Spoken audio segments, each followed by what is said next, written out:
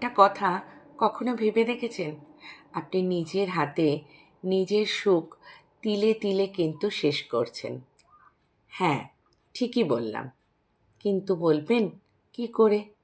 আপনি যখন সোশ্যাল মিডিয়ায় অন্যের সাজানো সুখ দেখে নিজের সাজানো জীবনের সাথে তুলনা করেন, ঠিক তখনই ধ্বংস করেন নিজের সুখটাকে, নিজের আত্মবিশ্বাসটাকে। আচ্ছা, ভাবুন তো, সূর্য কি কখনো নিজেকে চাঁদের সাথে তুলনা করে? কখনোই করে না। কারণ তারা জানে তাদের দুজনের আলো দেওয়ার সময় কিন্তু একদম ভিন্ন।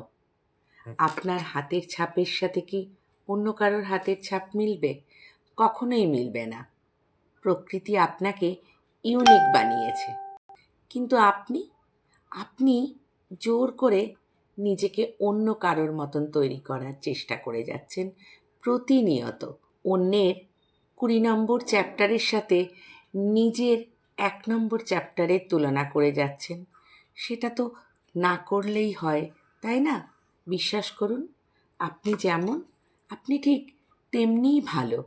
এখন শুধু কম্প্যারিজমের বদলে নিজের ওপর বিশ্বাস রাখুন। অন্যের সাথে কখনো নিজেকে তুলনায় যাবেন না।